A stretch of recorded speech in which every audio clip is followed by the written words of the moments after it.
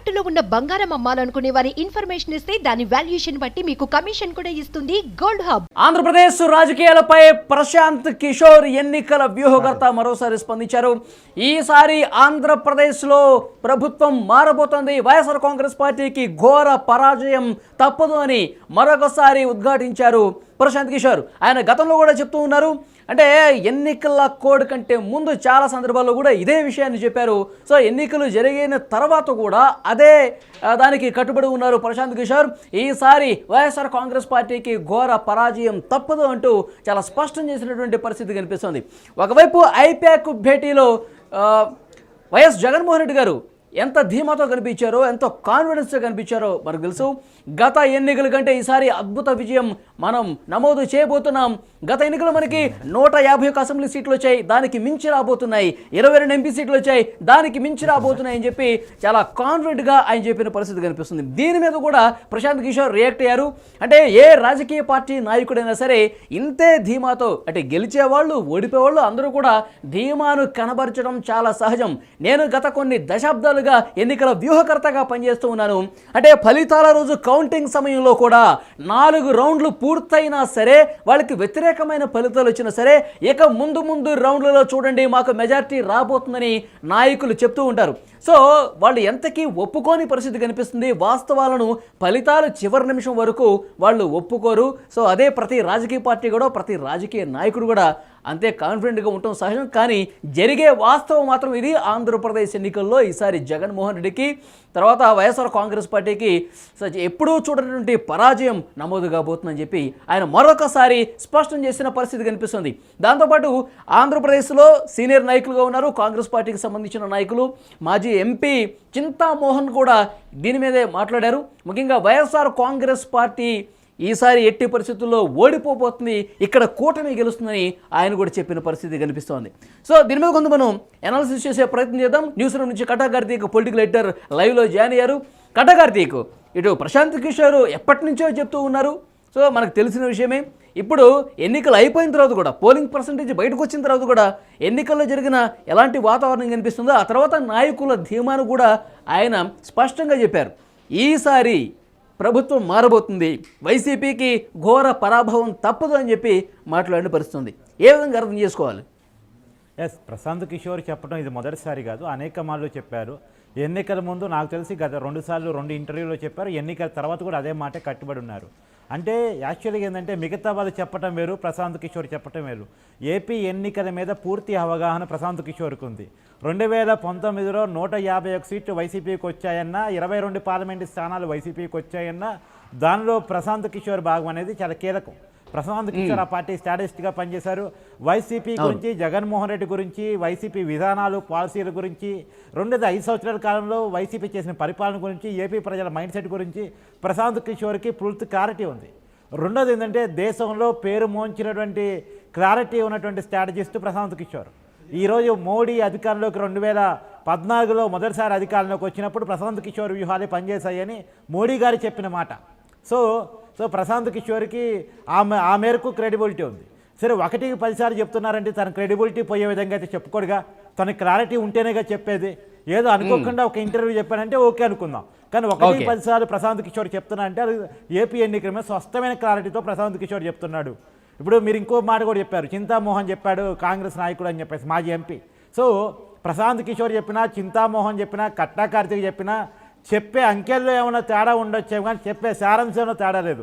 ఎందుకంటే ఏపీ ప్రజల తీర్పు చాలా క్లారిటీగా ఉంది. ఏపీ ప్రజలు దండయాత్ర చేసినట్టు కసిగా ఓట్టేసి ఈసారి వైసీపీని ఓడించబోతా ఉన్నారు. దానికి కారణాన్ని వైసీపీ రివ్యూ చేసుకోవాలి తప్ప ఇంకా గెలుస్తామా అనేటువంటి ఊహాజనిత కథనాన్ని ప్రచారం చేసుకోవడంలో ఉపయోగం లేదు. ఒకవేళ తామే గెలుస్తామా అని చెప్పేసి ధీమా వ్యక్తం చేసినా అది 4వ తారీఖు వరకు వ్యక్తం చేయగలే తప్ప 4వ తారీఖు తర్వాత అయినా ఒప్పుకోవాల్సిందే కదా. ఇప్పుడు వాస్తవాలను రివ్యూ చేసుకోవటం, ఎక్కడ పొరపాటు జరిగాయో చెప్పుకోవటం మాత్రమే. ఇప్పుడు మొన్న జగన్మోహన్ రెడ్డి గారు మన ఐపాక్ టీం కార్యకర్తల సమావేశంలో మాట్లాడుతూ ఒక బయటకు ఇచ్చారు. నేను అడిగాను అదే రోజు, ఎందుకు ఆ ఒక్క ముక్క మాత్రమే బయటకు ఇచ్చారు? మొత్తం జగన్మోహన్ రెడ్డి గారు ఐపాక్ కార్యకర్తలతో మాట్లాడే ఉపన్యాసం మొత్తం బయటకు ఇస్తే బాగుండేది కదా, ఆ ఒక్క ముక్క మాత్రమే కట్ చేసి ఎందుకు ఇచ్చారు? అది కూడా పోయినసారి 151 స్థానాలు అసెంబ్లీ స్థానాలు వచ్చాయి, 22 పార్లమెంట్ స్థానాలు వచ్చాయి, ఈసారి అంతకు మించి గెలవబోతున్నాం అని మాట్లాడారు. మొత్తం మన వైపు చూడబోతుందంటే మాట్లాడారు. కేవలం 1 నిమిషం కంటే తక్కువ, అంత తక్కువ బయటకు వదలాల్సిన అవసరం ఎందుకు వచ్చింది? మొత్తం అదే సీక్రెట్ మీటింగ్ కానప్పుడు జగన్మోహన్ రెడ్డి గారు అఫీషియల్గా ఐపాక్ టీం పనిచేసింది అనుకున్నప్పుడు ఐపాక్ టీం సభ్యులతో జగన్మోహన్ రెడ్డి గారు చేసుకున్న మొత్తం ఉపన్యాసాన్ని బయటకు వదలొచ్చు కదా. అంటేనే వాళ్ళు ఏదో క్లారిటీ మిస్ అవుతున్నారు, వాళ్ళు ఒప్పేసుకుంటున్నారు, ఇండైరెక్ట్గా అధికారం పోతుందని. ఇంకో విషయం కూడా చెప్తాను, ఇవాళ పెద్దారెడ్డి ఎక్కడున్నాడు, తర్వాత చివరెడ్డి భాస్కర్ రెడ్డి ఎక్కడున్నాడు, ఆయన కొడుకు ఎక్కడున్నాడు, సజ్జల రామకృష్ణారెడ్డి ఎక్కడున్నాడు, పిన్నెరి రామకృష్ణారెడ్డి ఎక్కడున్నాడు, తర్వాత వీళ్ళంతా ఎందుకు అజ్ఞాతంలోకి వెళ్ళిపోయారు? గెలుస్తామన్న కాన్ఫిడెన్సే వాళ్ళలో ఉంటే వాళ్ళకి ఎందుకు భయం? వాళ్ళ అజ్ఞాతంలో పోవాల్సిన అవసరం ఎందుకని వచ్చింది? వాళ్ళ మీద శక్తి పడిందో లేదో వాళ్ళ అజ్ఞాతంలోకి వెళ్ళిపోయారు. అంటే ఇప్పుడు మనం ఐఏఎస్లు ఐపీఎస్లు ట్రాన్స్ఫర్ చూస్తున్నాం, ఇంకోవైపు వైసీపీ నాయకులు అరెస్ట్ జరగబోతుందని వింటూ ఉన్నాం. ఈ టైంలో వీళ్ళు అజ్ఞాతంలో పోతాం కూడా చూస్తూ ఉన్నాం. ఒకవేళ అధికారులకు వస్తేనే కన్విన్స్ ఉంటే బయట ఉండి దర్జాగా కాలాలు ఎగరేసుకుంటూ మా మీద అమాయకులు. కానీ కొంతమంది వైసీపీ నాయకులు చెప్తున్నారు కటా కార్తీక్, ఆ రోజు ఐపాక్ టీంతో భేటీ సందర్భంగా ముఖ్యమంత్రి వైఎస్ జగన్మోహన్ రెడ్డి గారు ప్రశాంత్ కిషోర్ ప్రస్తావన తీసుకొచ్చారు. ప్రశాంత్ కిషోర్ ఈ రోజు మనతో పాటు లేరు, మన విభేదించి ఆయన బయటకు వెళ్ళిపోయిన పరిస్థితి కనిపిస్తుంది. కానీ గత ఎన్నికల సందర్భంగా మనం మంచి విజయం సాధించాం అంటే కనుక అది మీ వల్లే, మీ టీం వల్లే ప్రశాంత్ కిషోర్ కూడా మంచి పేరు వచ్చింది. ద బెస్ట్ టీం మనకుంది, మన కోసం పనిచేశారు కాబట్టి ఆ రోజు అద్భుతమైన ఫలితాలు ఉన్నాయి. ప్రశాంత్ కిషోర్ గొప్పతనం ఏమీ లేదు.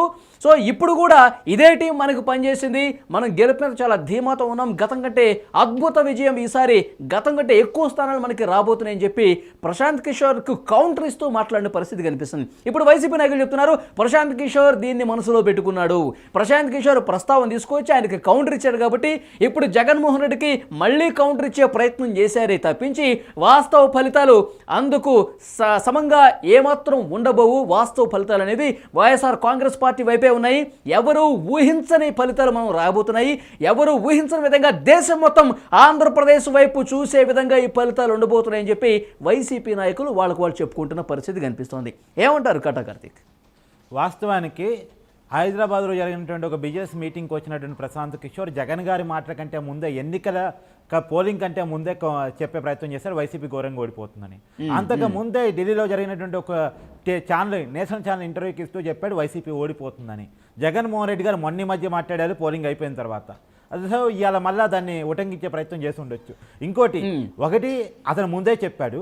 రెండోది ఏంటంటే జగన్మోహన్ రెడ్డి గారి కౌంటర్ అవ్వడం కోసమో ఇంకోరి కౌంటర్ అవ్వడం కోసమో తన క్రెడిబిలిటీని పనంగా పెట్టుకోడు ప్రశాంత్ కిషోర్. ఎందుకంటే wrong run businessman Prashant Kishor, అతను పొలిటికల్ కన్సల్టెంట్. ఇంకోటి ఏంటంటే తెలుగు రాజకీయాలకి ప్రశాంత్ కిషోర్ పేరుని పరిచయం చేసింది జగన్మోహన్ రెడ్డి గారు. ఇప్పుడు ఆయన నిందిస్తున్నాడు కదా, మరి ఇతను గొప్ప స్ట్రాటజిస్టు, ఇతను మన పార్టీకి పనిచేస్తాడు, ఇతని వల్ల మనకు విజయం సాధ్యమవుతుందని వైసీపీ కార్యకర్తలకు చెప్పింది జగన్మోహన్ రెడ్డి గారు. ఇంతకుముందు తెలుగు రాజకీయాలు ఎట్టా ఉండే అంటే పార్టీ కార్యకర్తలని పార్టీ సిద్ధాంతాలను నమ్ముకొని ఎన్నికల ప్రచారం నడిచేది. కేవలం కార్యకర్తలు సిద్ధాంతాలు వేదికగా గెలిపోవటంలో ఉండేవి. కానీ పొలిటికల్ కన్సల్టెంట్ పెట్టుకొని పొలిటికల్ కన్సల్టెంట్ క్రియేట్ చేసే కంటెంట్ ఆధారంగా పార్టీ గెలిపోవటంలో ఉంటాయని నిరూపించింది వైసీపీ జగన్మోహన్ రెడ్డి గారు. అది 2019 ఎన్నికల్లో ప్రశాంత్ కిషోర్ పెట్టుకొని. ఇంకొక విషయం, ఇది ఒక ఎత్తు అయితే అసలు ప్రశాంత్ కిషోర్ జగన్మోహన్ రెడ్డికి పనిచేసే మొదటోడు కాదు, చివరోడు కాదు. ప్రశాంత్ కిషోర్ చాలా మందికి పనిచేశాడు. ఈ దేశంలో మోడీ గారు అధికారంలో రాకముందు మోడీ గారికి పనిచేశాడు, మొన్న మమతా బెనర్జీకి తొనమూరు కాంగ్రెస్కి పనిచేశాడు. సో అనేక మందికి పనిచేసి తను గెలిపోవటం చూశాడు. అంటే వైసీపీ నాయకులు ఇంకొక మాట కూడా చెప్తున్నారు, ప్రశాంత్ కిషోర్ చెప్పినవన్నీ నిజాలు గతంలో కూడా అయిన సందర్భాలు ఏమున్నాయిలే, ఆయన అంచనాలు తప్పైనవి కూడా ఉన్నాయి కదా అని చెప్పేసి అంటున్నారు. అలాంటి అంచనాలు తలక్రిందులయ్యే విధంగా ఈసారి కూడా ఆంధ్రప్రదేశ్లో రాబోతున్నాయని చెప్పేసి అంటున్నారు వైసీపీ నేతలు. ఎట్లా చూస్తారు దీన్ని? సరే, అదే ప్రశాంత్ కిషోర్ మరి తెలుగు రాజకీయాలకు ఎందుకు వైసీపీ కన్సల్టెంట్గా పెట్టుకొని ప్రచారం చేయించుకుంది? అంతకుముందు కాంగ్రెస్ పార్టీ వైసీపీ పార్టీగా ఉండేది. మరి కాంగ్రెస్ పార్టీ ఉన్నట్టు సిద్ధాంతాలు కార్యకర్తను బేస్ చేసుకొని ప్రచారం చేసుకుని ఉండొచ్చు కదా. ఎందుకు పొలిటికల్ కన్సల్టెంట్ పెట్టుకున్నారు? అసలు పొలిటికల్ కన్సల్టెంట్తో ఆధారపడాల్సిన పరిస్థితి వచ్చిందంటేనే పార్టీ ఫెయిల్యూర్ అయినట్టు లెక్క, నీ వ్యవస్థ పనిచేయనట్టు లెక్క. నీ కార్యకర్తల మీద, నీ పార్టీ సిద్ధాంతాల మీద, నీ విధానాల మీద, నీ చతురత మీద, నీ స్ట్రాటజీ మీద నీకు నమ్మకం లేదని లెక్క. ఇప్పుడు ఆ నమ్మకం లేక జగన్మోహన్ రెడ్డి గారు దానికి సమాధానం చెప్పకుండా ప్రశాంత్ కిషోర్ వల్ల కాదు, ఐపాక్ టీం సభ్యుల వల్ల మాత్రమే గెలిచాను, ఇప్పుడు కూడా ఐపాక్ టీం సభ్యుల వల్ల గెలుస్తాను అంటే ఇప్పటికి కూడా జగన్మోహన్ రెడ్డి గారు నేను చేసిన పని వల్ల గెలుస్తానని చెప్పుకోవట్లేదు. నేను మంచి చేశాను కాబట్టి ప్రజలు నమ్మి నాకు ఓటేశారని చెప్పుకోలేకపోతున్నాడు. కేవలం ఐపాక్ టీం సభ్యులు చేసిన ప్రచారం వల్ల నేను గెలుస్తా అని చెప్పుకున్నాడు, వాళ్ళ స్ట్రాటజీల వల్ల గెలుస్తా అని చెప్పుకున్నాడు, వాళ్ళు చేసిన సోషల్ మీడియా యాక్టివిటీ వల్ల గెలుస్తా అని చెప్పుకున్నాడు తప్ప నేను 5 సంవత్సరాల కాలంలో ఇంత పని చేశాను నన్ను ఎందుకు ఓడిస్తారని గట్టిగా జగన్మోహన్ రెడ్డి గారు చెప్పలేకపోతున్నారు. నేను రాష్ట్రానికి రాజధాని ఇచ్చాను నన్ను ఎందుకు ఓడిస్తారు, కొన్ని వేల మంది లక్షల మందికి ఉద్యోగాలు ఇచ్చాను ఇంత నన్ను ఎందుకు ఓడిస్తారు, కొన్ని వందలాది కంపెనీలు ఏపీకి పట్టుకొచ్చాను నన్ను ఎందుకు ఓడిస్తారు. ఈ మాట జగన్మోహన్ రెడ్డి గారు చెప్పానండి, ఈ మాట జగన్మోహన్ రెడ్డి గారు చెప్పుకోలేరు. కేవలం ఐపాక్ టీం సభ్యుల వల్ల, ప్రశాంత్ కిషోర్ వల్ల, ఇంకో స్ట్రాటజీల వల్ల, సోషల్ మీడియా ప్రచారం వల్ల, ప్రజలను అభివృద్ధి కల్పనలో పెట్టడం వల్ల మాత్రమే గెలిచాను మాత్రమే జగన్మోహన్ రెడ్డి గారు తను చెప్పుకుంటూ ఉన్నారంటేనే తన ఫెయిల్యూర్ను తను ఒప్పుకున్నట్టు లెక్క. ఇంకెక్కడ తన కానీ ఇప్పుడు జగన్మోహన్ రెడ్డి గారు కావచ్చు, కట్టకార్తీక్ జగన్మోహన్ రెడ్డి గారు కావచ్చు, లేకపోతే సీనియర్ వైసీపీ నాయకులు సైలెంట్ ఓటింగ్ పడింది ప్రభుత్వానికి అనుకూలంగా. మన సజ్జల గారు కూడా చెప్తూ ఉన్నారు. సో ఇంత భారీ స్థాయిలో పోలింగ్ పడిందంటే ప్రభుత్వ వ్యతిరేకత అనుకోకండి దయచేసి. చాలా భారీ స్థాయిలో క్యూ లైన్లో నిలబడి మరి వృద్ధులు కావచ్చు, మహిళలు కావచ్చు, సో అందరూ ఓటు వేసింది ప్రభుత్వానికి అనుకూలంగానే. సో పోలింగ్ పర్సెంటేజ్ పెరిగితే వ్యతిరేకత ఉందని ఎట్లా అనుకుంటారు మీరు? సో సంక్షేమ పథకాల లబ్ధిదారులు అందరూ కూడా చాలా బలంగా ప్రభుత్వానికి అనుకూలంగా ఫ్యాన్ గుర్తు మీద ఓటేశారు. సైలెంట్ ఓటింగ్ భారీగా జరిగింది, పైకి చెప్పట్లేదు, అది మాకు కలిసి వస్తుంది, అద్భుత విజయం రాబోతుందని చెప్పేసి అంటున్నారు. ఏంటి సైలెంట్ ఓటింగ్ ఏంటి? ఈ క్యూ లైన్స్లో మహిళలు కనపడటం కావచ్చు, వృద్ధులు కనపడటం కావచ్చు, ఏంటి సంక్షేమ పథకాలు ఫలితాలు ఇస్తాయని వాళ్ళు చెప్తున్నారు. మీరేమంటారు? ఏపీలో జరిగింది సైలెంట్ ఓటింగ్ కాదు, అది వాయిలెంట్ ఓటింగ్. వాయిలెంట్గా కసిగా ఓట్లేశారు ఈ ప్రభుత్వాన్ని ఓడించాలని చెప్పేసి. సజ్జల రామకృష్ణారెడ్డి గారి మాటల్లో, అంటే టీడీపీ నాయకుల మాటలేనో జనసేన నాయకుల మాటలేనో నేను చెప్పదలుచుకోలేదు.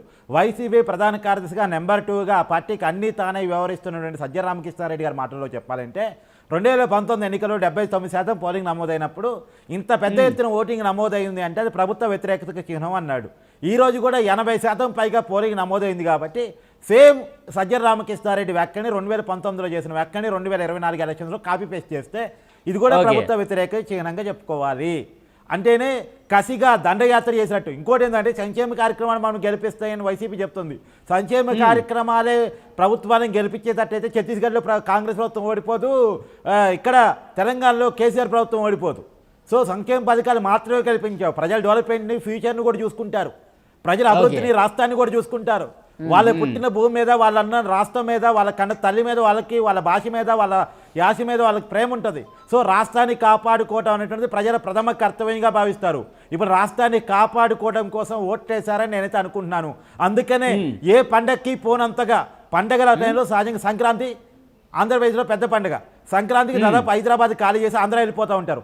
అంతకంటే పెద్ద ఎత్తున బస్సులు లేకపోయినా 2 వీలర్స్ మీద నడి ఎండలో, మే నెల ఎండలో, 45 డిగ్రీల ఎండలో ఆడవాళ్ళని చిన్నపిల్లల్ని ఎక్కించుకొని 250 కిలోమీటర్ల హైదరాబాద్ నుంచి ఆంధ్ర బోర్డర్ కూడా 2 వీలర్ మీద ప్రయాణం చేసి ఓటేశారంటే ఆంధ్ర ప్రజలు ఎంత కసిగా ఓట్ బ్యాంక్ వేశారో మనం అర్థం చేసుకోవాలి. ఇవన్నీ ఓకే, అంటే మనకి చాలా వ్యతిరేకంగా ఓటు పడబోతుందని గ్రహించానా? ఇంతకుముందు మీరు సైలెంట్ ఓటింగ్ అన్నారు, అసలు ఓటింగ్ సందర్భంగా వైలెన్స్ క్రియేట్ చేసిన పరిస్థితి. వైలెన్స్ ఎట్లా, ఏ స్థాయిలో వైలెంట్ వేరు, ఈ వైలెన్స్ వేరు. నేను చెప్పింది కసిగా ఓట్లేశారంటానికి వైలెంట్ ఓటింగ్. అవునవును, కానీ అంత కసిగా వేస్తున్నారు కాబట్టి వైలెన్స్ క్రియేట్ చేశారా? అంటే బూతులకు రాకుండా ఉండేందుకు భయభ్రాంతులకు గురి చేసే విధంగా ప్రయత్నం చేశారా? ఎస్, పెరుగుతున్న పోలింగ్ సరళిని చూసి వైసీపీ భయపట్టాన్నే మనం ఓటమికి అర్థం చేసుకోవాలి. ఎందుకు ఘర్షణలకు వైసీపీ పాల్పడింది? పల్నాడులో పాల్పడింది, తాడిపత్రిలో పాల్పడింది, చిత్తూరులో పాల్పడింది, కడపలో పాల్పడింది, ఈవెన్ పోలింగ్ తర్వాత కూడా పల్నాడులో పాల్పడింది, నరసరావుపేటలో పాల్పడింది, తర్వాత తిరుపతిలో అభ్యర్థిని టీడీపీ అభ్యర్థిని చంపే ప్రయత్నం చేసింది కదా, చంద్రగారి అభ్యర్థి నాని చంపే ప్రయత్నం చేసింది కదా. అంటేనే మనం క్లియర్గా ఎందుకు భయపడింది అని అర్థం చేసుకోవాలి కదా. ఎందుకు భయపడి? సహజంగా ఫ్రస్ట్రేషన్ పాలిటిక్స్ అంటారు, అంటే ఓటమి భయంతో చేసే దాడులు, అది ఓడిపోతున్నావు అనేటువంటి దాన్ని జీర్ణించుకోలేక చేసే హింస, ఇదే కదా చేసింది. ఇది యాలదా వైసీపీ ఓడిపోతుందని చెప్పడానికి ఇంకేమైనా ఉదాహరణలు కావాలా మీకు? Okay, right. సో మొత్తానికి ప్రశాంత్ కిషోర్ వ్యాఖ్యలు ఏవైతే మరొకసారి దుమారం రేపే పరిస్థితి కనిపిస్తుంది. గతంలో ఏవైతే వ్యాఖ్యలు చేశారో ఆంధ్రప్రదేశ్ ఫలితాలకు సంబంధించి ఈసారి ఏ ప్రభుత్వం రాబోతున్న విషయానికి సంబంధించి గతంలో ఆయన క్లారిటీ ఇచ్చారు. సో దాన్నే కంటిన్యూ చేస్తూ మరొకసారి మాట్లాడిన పరిస్థితి కనిపిస్తుంది. కానీ వైసీపీ దీన్ని తీవ్రంగా ఖండిస్తున్న పరిస్థితి. సో ప్రశాంత్ కిషోర్ అంచనాలు గతంలో తలకిందులనే మరోసారి తలకిందులు కాబోతున్నాయని వారి ధీమా వారు వ్యక్తం చేస్తున్నప్పటికీ కూడా కాంగ్రెస్ పార్టీ సీనియర్ నాయకులు చింతామోహన్ స్పందించారు. అంటే వైసీపీ నాయకులు అంటే కూటమికి సంబంధించిన నాయకులే కాదు, కూటమితో సంబంధం లేనటువంటి నాయకులు కూడా రియాక్ట్ అవుతూ ఉన్నారు.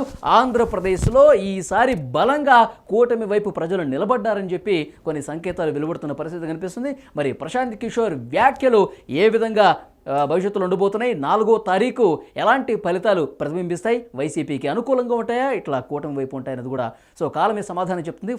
4వ తారీఖు వరకు వెయిట్ చేయాల్సిన అవసరం అయితే ఉంది.